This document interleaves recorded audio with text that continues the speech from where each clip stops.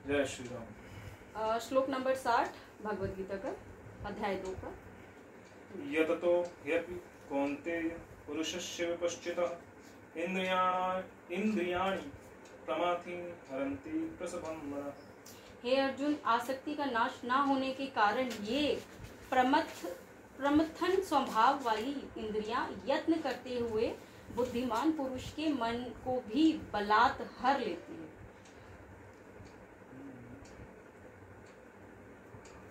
ठीक है, तो वो कहते हैं आसक्ति का नाश ना होने के कारण, मतलब वो कह रहे हैं कि जब मनुष्य का जो आसक्ति है, जब उसमें जो इंद्रियों के विषय हैं उसमें से आसक्ति नहीं हटती, वो इंद्रियों के विषय को तो छोड़ देता है। तो उसको रसगुल्ला मिला तो रसगुल्ला कहता है मैं नहीं खाऊंगा क्योंकि मैंने प्रण किया हुआ कि मैं नहीं खाऊंगा, लेकिन उसकी आसक्ति है, उसको ना पसंद तो है, वो देख के एक बार लालच आ जाता है, बट वो कहता है नहीं मैं नहीं खाऊंगा। ये होता है क्या? तब तो कर रहा है, लेकिन अभी उसका उसमें आसक्ति है कि अभी तब का मतलब ये होता है ना कि जो चीज आपको पसंद है उसको छोड़ देना। हाँ। राइट, उसको आपने छोड़ रखा है। लेकिन संन्यास कब होगा, मुक्ति कब होगी, आप पूरी तरह से उससे बाहर कब निकलोगे? जब आपको उसकी फर्क नहीं पड़ेगा, खाने ना खाने से। हाँ, उससे आपको फर्क नहीं पड़ेगा, वो अलग लेवल की सिचुएशन आएगी। तो वो कहते हैं कि अब आसक्ति का नाश ना होने के कारण जो हमारी प्रथमन स्वभाव वाली इंद्रियां हैं, मतलब जो ये विचलित होने वाली इंद्रियां हैं या चंचल टाइप की जो इंद्रियां हैं, ये कोशिश करते करते करते करते आप कितने भी बुद्धिमान हो, आपके दिमाग को हर लेंगी और आपसे कहेंगी ये कर, और आपको करना पड़ेगा। भगवान ये बोल रहे हैं कि तो आसक्ति का नाश आवश्यक है, और आसक्ति का नाश होने के लिए आपको परमात्मा से साक्षात्कार होना आपका आवश्यक है। परमात्मा से साक्षात्कार होने का मतलब ये नहीं है कि परमात्मा आपके सामने कुर्सी डाल के बैठे होंगे कि भैया हाँ बताओ क्या क्वेश्चन है, क्या चाहिए जीवन में, सब मिलेगा, ऐसा नहीं है। परमात्मा से साक्षात्कार का मतलब है परमात्मा किसी भी रूप में आपको मिल सकते हैं। अल्टीमेट गोल क्या होगा कि आपके अंदर धर्म आ जाए और आपके अंदर त्याग की भावना उत्पन्न हो जाए, तभी परमात्मा का साक्षात्कार हो सकता है। आपने किसी को देख लिया और आपके अंदर त्याग और धर्म नहीं आया तो आपका परमात्मा से साक्षात्कार नहीं हुआ है। और धर्म रिलीजन नहीं है, मजहब नहीं है, धर्म का मतलब है क्या है? सही, जो सबके लिए सही हो, जो सही हो, doing right, being right, saying right, thinking right, और जो भी जितने भी राइट है सब राइट। तो अगला श्लोक है श्लोक नंबर 61। तानि सर्वाणि संयम्य युक्त आसीत मत्परः वशे हि यस्येन्द्रियाणि तस्य प्रज्ञा प्रतिष्ठिता। इसीलिए साधक को चाहिए कि वह उन संपूर्ण इंद्रियों को वश में करके समाहित चित्त हुआ मेरे परायण होकर ध्यान में बैठे, क्योंकि जिस पुरुष की इंद्रियां वश में होती है उसी की बुद्धि स्थिर हो जाती है। तो समझा चुके हैं कि जो साधक है उसको क्या करना चाहिए कि उसकी जितनी भी इंद्रियां हैं उनको पहले वश में करे, जो संन्यास लेने से पहले मनुष्य करता है, उनको वश में करे। अभी कंट्रोलिंग में ही हो आप, उसके बाद वश में करने के बाद अब संन्यास जो लेता है उसको ये बोला जाता है कि बेटा भगवान का ध्यान करो, नाम जपो, मंत्र जपो, ये करने को बोला जाता है। वही ये भी बोल रहे हैं कि मेरे ध्यान में बैठो, लेकिन ध्यान में बैठने को बोल रहे हैं, खाली जपना भी प्रैक्टिस नहीं करनी, खाली ये नहीं करना कि बस दुनिया को दिखाने के लिए 108 माला करनी है तो उतना कर लिया। आपके ध्यान में उतने टाइम वो रहने चाहिए। जब हम एक माला जपते हैं तो मैं खुद अपनी बता सकता हूँ कि शायद उसमें 5 से 7 बार ही मैं जब नाम लेता हूँ तो मैं ध्यान में होता हूँ, बाकी 101 टाइम्स तो मैं इधर उधर रहता हूँ। तो मतलब मैंने भौतिक रूप से तो 108 की, बट एक्चुअल में तो मैंने 5-7-8 ही की है, बस इससे ज्यादा नहीं की। तो वो चीज, और ये सबके साथ होती है, कोई नई चीज नहीं है, लेकिन कोई मान नहीं रहा, तो ये सच है। तो उन्होंने बोला कि समाहित चित्त होकर, पूरे चित्त को समाहित करके मेरे ऊपर, अब पूरे चित्त को समाहित, चित्त इतनी बड़ी बड़ी बातें वो एक एक शब्द में भगवान कृष्ण बोल देते हैं, लोग उसको अगर डिकोड करें तो समझ आए। समाहित चित्त होकर कि मतलब समाहित होने का मतलब क्या था? इंक्लूसिव रूप से पूरा अपना चित्त मन जितना कुछ है सब कुछ लगा देना है। तो सिर्फ नाम मुंह से नहीं लेना है, आपके दिमाग में कुछ और चलना ही नहीं चाहिए, सब कुछ वही होनी चाहिए। आपकी आंखें, उनको भी भगवान ही दिखे, आपके वाणी से भगवान का ही नाम निकले, आपके शरीर, आपकी जो स्किन है उसमें भी भगवान का ही चिंतन रहे, हर शरीर को आपको भगवान ही महसूस होने चाहिए। तो जब ये वाली सिचुएशन आएगी ना, तब आपका जो है ये जो शरीर है ना, क्या होगा मैं बता देता हूँ। इसमें क्या होगा कि ये पूरी तरह से वो जो एनेस्थीसिया लगता है ना, क्या होता है, सुन्न हो जाएगा। जब ये शून्य हो जाएगा तब आपको आत्मा महसूस होगी, और वो जो आत्मा है वो खुद ही परमात्मा का अंश है। तो जब आप उस परमात्मा में पहुंच जाओगे, अब हमने इस बारे में पहले ही बात की है भगवत गीता में, क्योंकि भगवान कृष्ण ने ही ये बात बताई है कि जो आपकी आत्मा है वो परमात्मा का स्वरूप है और वो आपको धर्म की तरफ ले जाएगी, क्योंकि जब आप अपनी अंतरात्मा से के हिसाब से काम कर रहे हो तो वो सारे धर्म के अनुसार ही डिसीजन होते हैं। तो हम बाह्य इंद्रियों के चक्कर में करते हैं तब वो धर्म विरुद्ध आचरण होते हैं।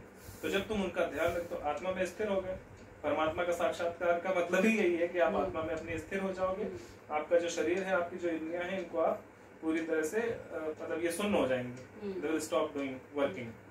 ये आप पे असर नहीं, ऐसा नहीं कि ये बिल्कुल आप सांस लेना बंद करोगे, दिखना बंद हो जाएगा, आप पे असर डालना बंद कर देंगे। तो जब ये आपके ऊपर असर डालना बंद कर देंगे तब आपकी अंतरात्मा जो है वो जो कहेगी आप वो करोगे और वो धर्म के अनुसार होगा।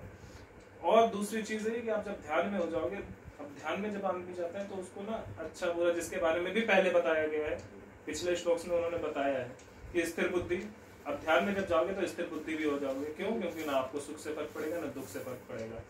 अगर आप सच में ध्यान में चले गए तो बारिश हो या धूप हो तो दोनों आपको कष्ट नहीं देंगे। बेशक आपका शरीर जल जाए लेकिन आपको महसूस नहीं होगा, लेकिन वो ध्यान की नेक्स्ट लेवल की चीज होती है। तो वो ये कह रहे हैं कि समाहित चित्त होकर, मतलब पूरी तरह से सारी इंद्रियों को लेके मन चित्त सब कुछ मुझ में लगा के तब मुझ में ध्यान लगाओ। तो जो सन्यासी संन्यास धारण करते हैं उनको जब उनके गुरु ये बोलते हैं कि आप भगवान का नाम जपिए, इतनी जपिए, तो उनका एक्चुअल में अब अभी का आप नहीं पता कौन क्या बोल रहा है कि वो ट्रेंड है या नहीं ट्रेंड है, लेकिन जो शुरुआत में बोला गया था, हमारे ऋषियों ने बोला था, वो इसलिए बोला था कि सिर्फ मुंह से नहीं बोलना है, सिर्फ लोगों को दिखाना नहीं कितनी हुई, आपके अंदर से एक एक रोम में से भगवान का नाम निकलना चाहिए, मतलब आप और कुछ सोच ही ना सके। जब वो होगा तो आप अपने आत्मा में स्थिर हो जाओगे और एवरीथिंग विल बी ऑलराइट। तो उन्होंने बोला कि समाहित चित्त हुआ मेरे प्राण होकर बैठ, क्योंकि जिस पुरुष की इंद्रियां वश में होती हैं उसी की बुद्धि स्थिर हो जाती है। तो पहले तो आपको अपनी इंद्रियां वश में करनी पड़ेंगी, लेकिन उसके बाद जब भगवान के अधीन उसके क्या बोलते हैं भगवान के प्राण होकर ध्यान में आ जाओगे तब वो आपकी बुद्धि को भी स्थिर कर देंगे। कैसे स्थिर करेंगे? जिसको हमने अभी डिस्कस किया कि जब पूरा शरीर पूरी इंद्रियां पूरी तरह से शून्य हो जाएंगी आप आत्मा में स्थिर हो जाओगे, और जब आत्मा में स्थिर हो जाओगे तो बुद्धि स्थिर है, वो सही ही काम करेगी, कोई गलत काम करेगी। सो नेक्स्ट श्लोक नंबर 62। एक सेकंड, इसका एक और वो है, बताओ। जैसे जलने में, अच्छा मैं कुछ दूसरा पढ़ रही हूँ, हाँ ठीक है ठीक है, अगला पढ़ो। तो ये वाला हो गया, हाँ ठीक है। तो कितने मिनट का हो गया? अभी तो 8 मिनट का हो गया। ठीक है, तो श्लोक नंबर 60 यहाँ पर कंप्लीट हो गया। 61 हो गया, 61 हाँ, श्लोक नंबर 61, 60 और 61 कंप्लीट हो गया है। 62 हम नेक्स्ट में करेंगे। जय श्री राम। जय श्री राम। कर दो भाई, वहीं से करके वहीं से चालू, अरे वहां से। तो श्लोक नंबर 61, हाँ, श्रीमद् भगवद गीता का श्लोक नंबर 62। जय श्री राम। जय श्री राम। ध्यायतो विषयान् पुंसः संगस्तेषु उपजायते है। दोबारा बोलो। ध्यायतो विषयान् पुंसः संगस्तेषु उपजायते, संगात् संजायते कामः, कामात् क्रोधो अभिजायते। श्लोक के विषयों का चिंतन करने वाले पुरुष की उन विषयों में आसक्ति हो जाती है, आसक्ति से उन विषयों की कामना उत्पन्न होती है और कामना में विघ्न पड़ने से क्रोध उत्पन्न होता है। ठीक, पिछले वाले में हमने श्लोक में यही बात की थी कि स्थिर बुद्धि होनी चाहिए, आप ईश्वर के ध्यान में जाइए, तब जाके आपकी बुद्धि स्थिर होगी और तब आप इंद्रियां कंट्रोल में रहेंगी। अब यहाँ पे उन्होंने अब उसका उल्टा वाला बताया कि क्योंकि जब आप भगवान के ध्यान में नहीं रहोगे तो आपका ध्यान कहाँ जाएगा? तब आपका ध्यान विषयों का चिंतन करने में जाएगा। क्यों? क्योंकि आपकी इंद्रियां आपको उस तरफ ले जा रही हैं। जब आप एक्चुअली इंद्रियों का तो काम है कुछ ना कुछ करना, क्योंकि इंद्रियां अपना काम ही कर रही हैं, लेकिन जब आप आत्मा की तरफ चले जाओगे, जब आपका भगवान में ध्यान में हो जाए, ध्यान लग जाएगा, तो आप आत्मा की तरफ चले जाओगे। तो आप जब आत्मा की तरफ गए तो आप भगवान की तरफ ही जाओगे, धर्म की तरफ। एक तरीके से देखो तो पैरों को जब हम बोलते हैं कि चलो वॉक पे चलते हैं, तो जब वॉक पे जाते हैं, हमारे जब पैर चल रहे होते हैं तो हमारे पास बहुत सारे रास्ते होते हैं, लेकिन हमारा माइंड डिसीजन लेता है ना कि चल आज इस रास्ते पे जाना है, ये इस रास्ते पे जाना है। तो इसी तरीके से हमारी इंद्रियां का तो काम है चलना, वो चलेंगी ही। चलना मतलब कि उनका जो काम है वो अपना काम करेंगी ही, चाहे सो रहे हो तब भी वो अपना काम करती रहती कहीं ना कहीं। लेकिन अब ये डिसीजन लेना है कि उसको किस रास्ते से चलाना है, कितना चलाना है, कैसे नहीं चलाना है, वो तो हमारे कंट्रोल में, ये वही वाला। और जब कंट्रोल कर लेते तो केस हम बता ही चुके हैं, जब नहीं कंट्रोल होता तो कहाँ चलती है। हाँ, लेकिन कंट्रोल करने के बाद भगवान में ध्यान में लगाना है। हाँ। सो दैट एक बार आपने कंट्रोल कर लिया, वो एक बार आपने कंट्रोल कर लिया, उसके बाद जब आप भगवान में पूरी तरह से ध्यानमग्न हो जाओगे, तब वो जो कंट्रोल है ना, वो कंट्रोल, आपका कंट्रोल की जरूरत नहीं पड़ेगी। क्यों? क्योंकि आपकी आसक्ति उससे आपको कंट्रोल तब तक किसी चीज को करना है जब तक आप उसमें आसक्त हो, अटैच्ड हो। जिस दिन आपका अटैचमेंट खत्म हो गया, उस दिन आपको कंट्रोल करने की जरूरत नहीं पड़ेगी। तो पहले कंट्रोल किया, जो पिछले श्लोक में बताया, पहले कंट्रोल करना है इंद्रियों को, फिर कंट्रोल करके भगवान में ध्यानमग्न होना है। जब भगवान में ध्यानमग्न हो जाओगे तो आपका यहाँ से कंट्रोल भी छूट जाएगा और आप पर इनका कंट्रोल भी छूट जाएगा, दोनों चीजें हो जाएगी। तो आसक्ति क्या है? इंद्रियों का आप पे कंट्रोल होना, और नहीं, इंद्रियों का आप पे कंट्रोल छूट जाएगा और आपका उन पे कंट्रोल छूट जाएगा। हाँ, आसक्ति छूट जाएगी। तो आसक्ति वही है कि जब इंद्रियों पर आपका, इंद्रियों का आप पर कंट्रोल होगा, राइट। और जब आपका इंद्रियों पे कंट्रोल होगा तो वो कब होगा? जब आप भगवान में नहीं, अभी स्थिर नहीं। जब आपने कंट्रोल किया तो आसक्ति है, ये थोड़ा सा कॉम्प्लिकेटेड। नहीं, वो मैं तो समझ गई और लोगों को नहीं समझ आएगा वो ऑब्वियसली। हाँ, क्या है कि जब कंट्रोल करना, जब आपने कंट्रोल किया, कोई फर्क ना पड़ना, दोनों अलग अलग चीजें। तो आपने एक बार कंट्रोल किया, जब कंट्रोल करने के बाद आप भगवान में ध्यानमग्न हो गए हमेशा के लिए, लॉन्गर ड्यूरेशन के लिए, फिर धीरे धीरे हमेशा के लिए होगा, फिर 24 घंटे आपने भगवान का ही ध्यान रहेगा। तो जब आप हमेशा के लिए भगवान के ध्यान में जाओगे तो अभी आपने तो कंट्रोल किया। कंट्रोल करने का मतलब क्या है कि मैंने तुमको कंट्रोल किया, पकड़ के रखा, तुम नहीं जा सकती, राइट, पकड़ के रखा हो। लेकिन जब तुमको मैंने ये कन्विंस कर दिया, पकड़ के रखा हो, मैं तुमको समझा रहा हूँ और तुमने समझ लिया, अब मुझे पकड़ के रखने की जरूरत नहीं, अब कंट्रोल करने की जरूरत नहीं, एवरीथिंग इज गोइंग स्मूथ। तो वो चीज है कि जब आपने कंट्रोल किया तब आपको कोशिश करनी पड़ रही है, और जब आप भगवान में ध्यान लगाते हो तब वो चीजें सहज होने लग जाती है, आपको कोशिश नहीं करनी, एवरीथिंग इज गोइंग गुड, कोई आसक्ति नहीं रहती। तो हम क्या बता रहे हैं? विषयों का चिंतन करने वाले पुरुष की उन विषयों में आसक्ति हो जाती है, और फिर आसक्ति से उन विषयों तो क्यों? क्योंकि जब वो भगवान में ध्यान नहीं लगाएगा तो जो इंद्रियां कह रही है उसमें ध्यान लगाएगा, तो जब उसमें ध्यान लगाएगा तो विषयों का चिंतन होगा। उस केस में क्या हो रहा था? ईश्वर का चिंतन हो रहा था। तो ईश्वर का चिंतन होने से दोनों में चल रहा है, चिंतन चलेगा आपका, आप खाली नहीं बैठ सकते। एग्जैक्टली वही बोल रही थी मैं, है ना?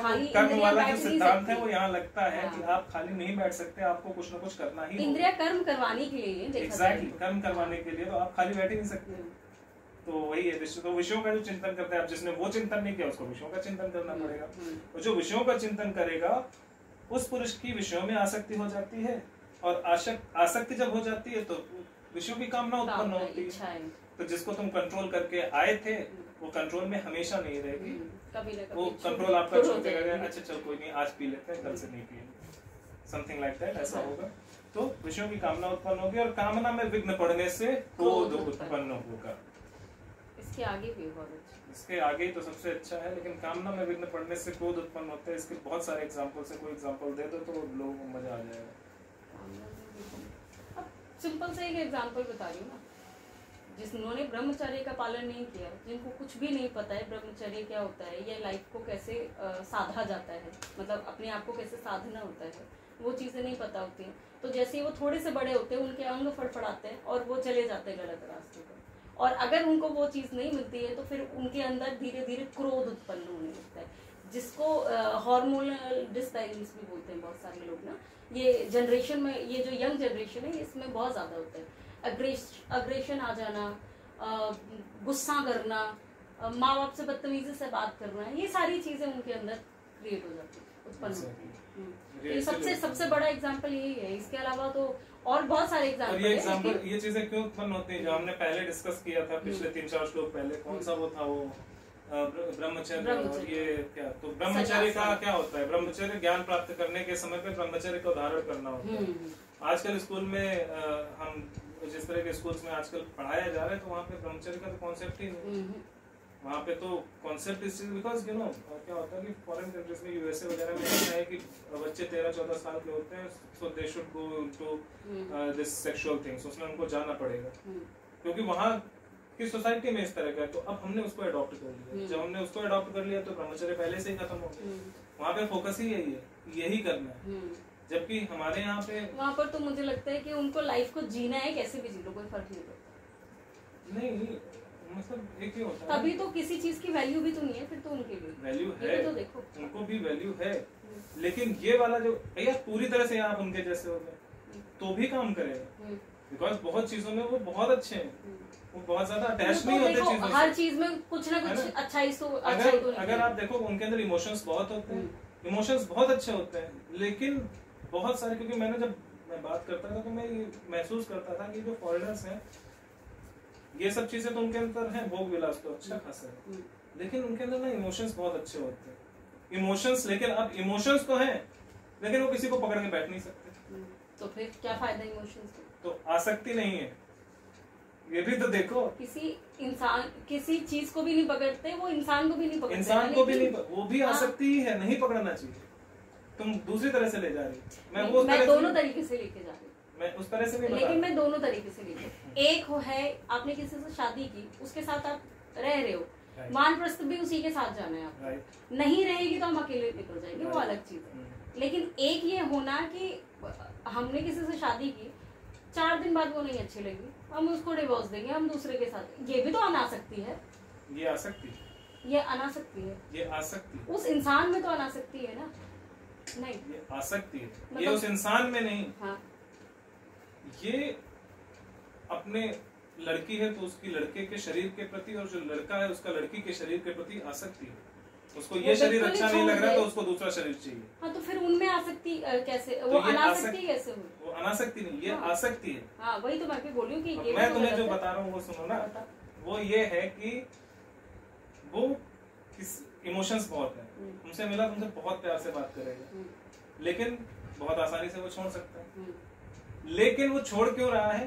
किसी और को प्राप्त करने के उसमें उसके पास ये गुण तो है कि बड़ी आसानी से छोड़ सकता है, लेकिन अगर वो ये किसी और को प्राप्त करने की इच्छा छोड़ दे तो कितनी अच्छी तरह की अनासक्ति हो जाएगी। ये तो हर विकार का मूल तत्व है ना। विकार पैदा ही तब होते हैं जब हम उनको गलत तरीके में लेके जाते हैं। Exactly. कोई भी हमारी इंद्रियां क्या खराब थोड़ी है, लेकिन इंद्रियों को जब हम गलत जगह ले जाते हैं तभी तो वो खराब होती है। लेकिन इस चीज का मैं अगर हम अपने से कंपेयर करें तो इस समय, पहले नहीं, आज के समय में हमारे देश में ये प्रॉब्लम है कि हम दूसरी चीज तो ले लेंगे लेकिन हम इसको छोड़ ही नहीं सकते।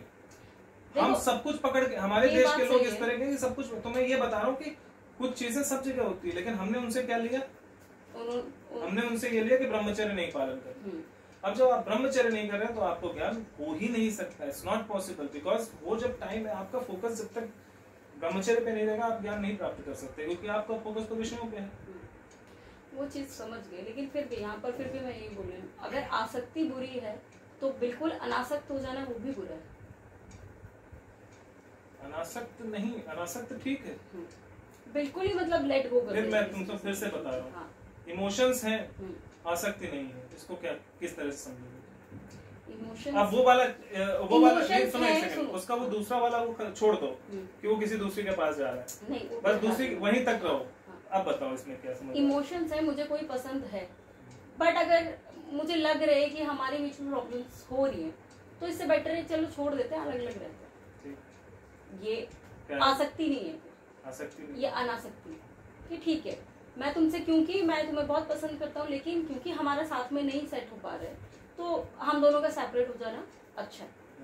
वो हाँ, तो यहाँ फिर वो दूसरे के पास जा रहा है, वो मैं बोल रहा हूँ ना, दूसरा वाला छोड़ दो। अगर वो उसके अगले स्टेप पर नहीं जाए तो ये है ना कि आसानी से छोड़ने की, मैं प्रवृत्ति की बात कर रहा हूँ, यहाँ पे वो प्रवृत्ति नहीं है। हाँ, तो यहाँ पर अगर हम एक मोह ले लें कि अगर मुझे तुमसे मोह है थोड़ा, तभी तो मैं तुम्हारे पास ही रहूंगी और कहीं नहीं जाऊंगी तुमको छोड़कर।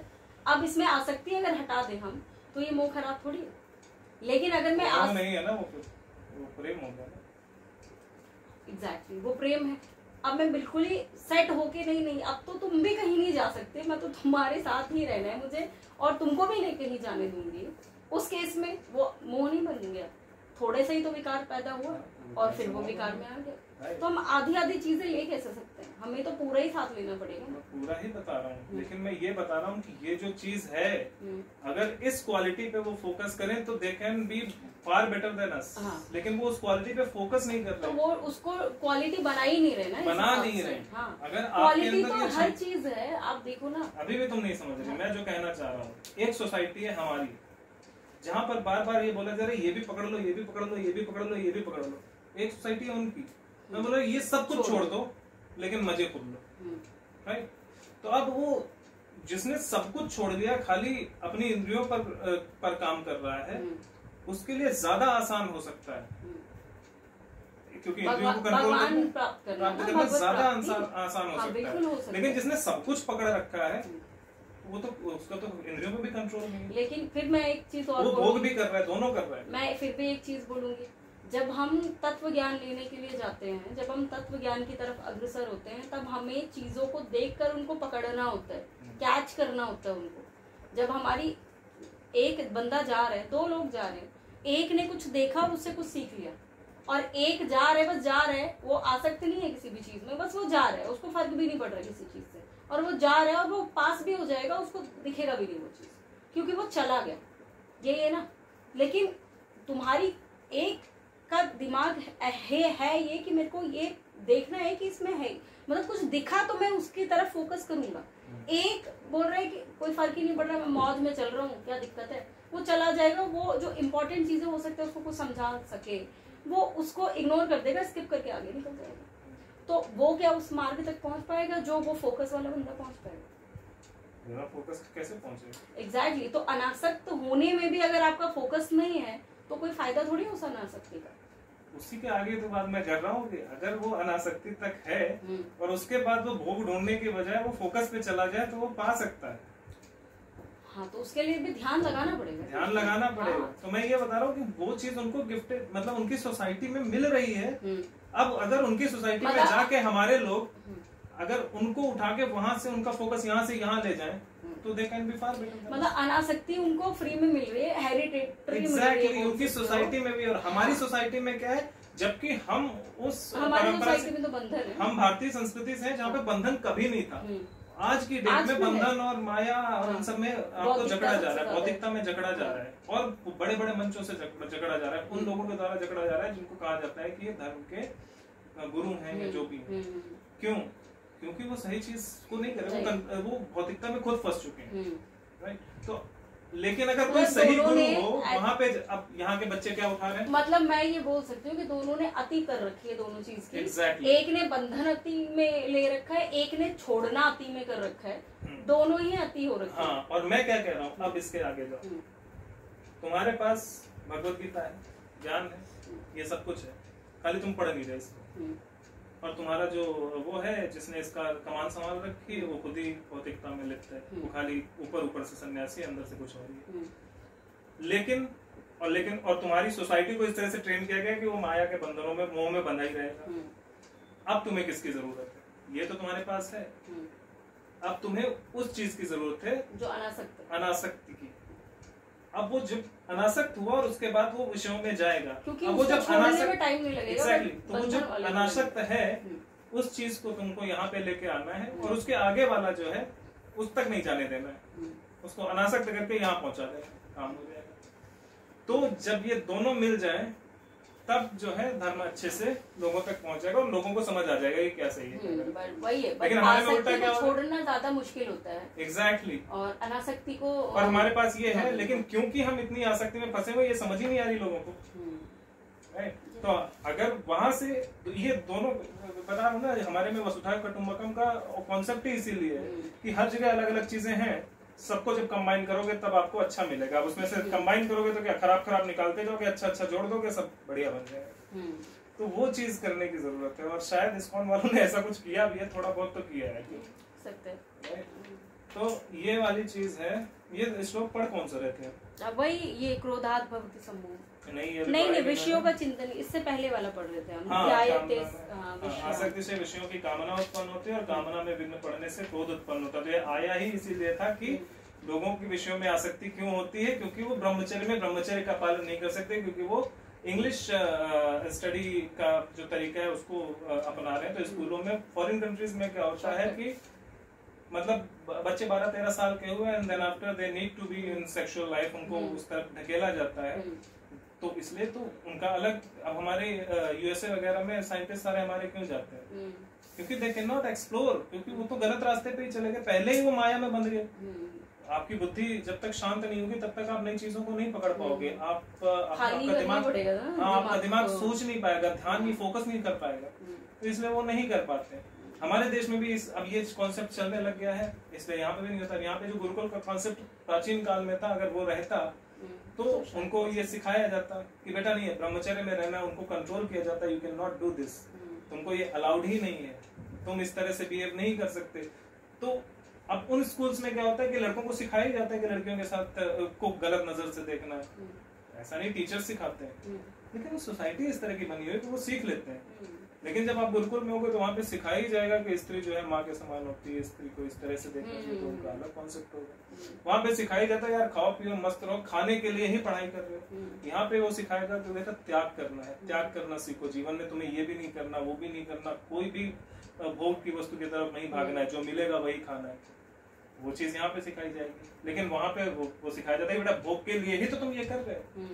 वहाँ पे उसको बताया कि तुमने पैसे दिए हैं इसलिए तुम आराम से एसी में बैठो। यहाँ पे क्या सिखाया जाएगा, बेटा चुपचाप या झाड़ू पोछा तुम्ही को करना है। तो ये दो अलग अलग तरह के कॉन्सेप्ट हैं, जहाँ पे गुरुकुल जो होगा उसमें कंप्लीट उसका विकास किया जाएगा, कंप्लीट डेवलपमेंट होगा बच्चे का। और वहाँ जो है वहाँ पे वो खाली एक्सटर्नल डेवलपमेंट होगा, भौतिकता के लिए उसको डेवलप किया जा रहा है। यहाँ पे उसको एक्चुअल में अंदर से इनसाइड आउट अप्रोच के साथ डेवलप किया जा रहा है, वहाँ आउटसाइड इन है।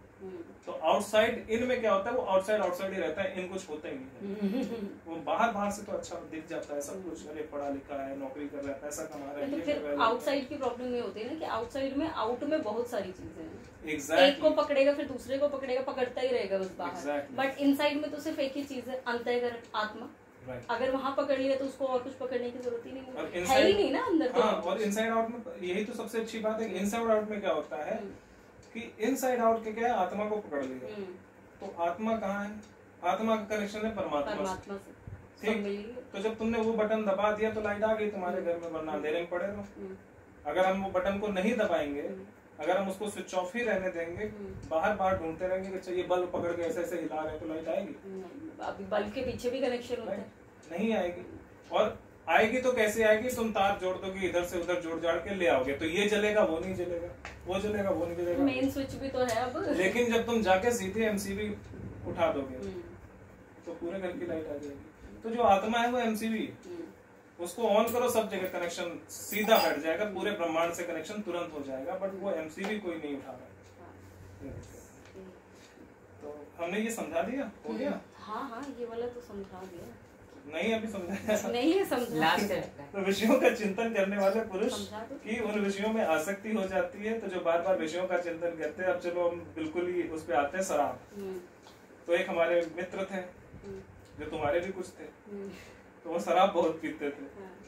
तो उनको ना शराब पी के उन्होंने एक बार ठोक दी गाड़ी किसी दूसरे की। तो क्या हुआ कि जब उसको ये बोला गया कि तू शराब पीता क्यों, तो उसको गुस्सा आया, और वो गुस्सा आया, वो मारने पीटने को तैयार हुआ, उसने तोड़ फोड़ की। क्यों?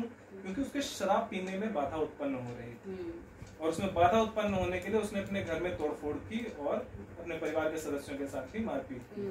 तो ये होता है जब आप विषयों में ज्यादा आसक्त, विषयों का बार बार चिंतन करते हो, तो वो शराब शराब शराब उसके दिमाग में रोज घूमती थी, क्योंकि उसका कोई काम ही नहीं था। धर्म ग्रंथ पढ़ने नहीं, धर्म ग्रंथ पढ़ेंगे कैसे, क्योंकि उन्होंने कभी पढ़ाई ही नहीं की, उनको हिंदी पढ़नी नहीं आती। जिसको नहीं आती तो वो तो यही करेगा, तो वो किसी न किसी विषय में चिंतन करेगा। पहले पैसा पैसा पैसा करते रहे, फिर पैसे के बाद जब लगा कि यार पैसे से बात नहीं बन रही, पैसा नहीं कमा पा रहे, तो वो मूव हो गया शराब शराब शराब शराब। अब वो शराब पीने लग गए। अब शराब शराब शराब करते करते उन्होंने कुछ ऐसा कर दिया जिसकी वजह से उन्हें डांट पड़ी। तो जब उसको रोकने की कोशिश हुई तब उसे गुस्सा आया और उसने तोड़फोड़ करनी शुरू कर दी। मतलब वही कि उसकी जो आसक्ति थी उसमें विघ्न पड़ा, तो उसको फिर और गुस्सा चढ़ गया। देश में दंगे फसाद आसक्ति पे जब तो किसी की कोई आसक्ति होती है, इसीलिए तो बोलते हैं कि रिलीजियस मैटर्स में मत बोलो, कितना भी गलत करे। क्यों? क्योंकि वो आसक्ति है, बाह्य विषय, वो धर्म नहीं है, वो ईश्वरत्व तो नहीं है, वो भगवान से कोई लेना देना नहीं, वो भौतिक आसक्ति है। और जब उस आसक्ति पर चोट होती है तो फिर उसको गुस्सा आता है। क्यों? लेकिन आध्यात्म पर अगर चोट करो तो चोट लगेगी नहीं, क्योंकि आध्यात्म पर आप चोट कर ही नहीं सकते, धर्म पर आप चोट कर ही नहीं सकते, वो इनसाइड है। तो वो वाली चीज आउटसाइड पे तो कर सकते हो। बस वही है कि विषयों का चिंतन करने वाले लोग विषयों में इतना आसक्त होते हैं कि अगर उस आसक्ति से उनको विषयों से उनको बाहर निकालने की कोशिश करो, या उनकी कामना को रोकने की कोशिश की जाए, अगर उसकी इच्छा हो रही है उस विषय को भोगने को और उससे उसको रोकने की कोशिश की जाएगी, तो वो गुस्सा करेगा। और वो जब क्रोध करेगा तो वो दूसरे का नुकसान करने के साथ साथ अपना ज्यादा नुकसान करेगा। ठीक है, तो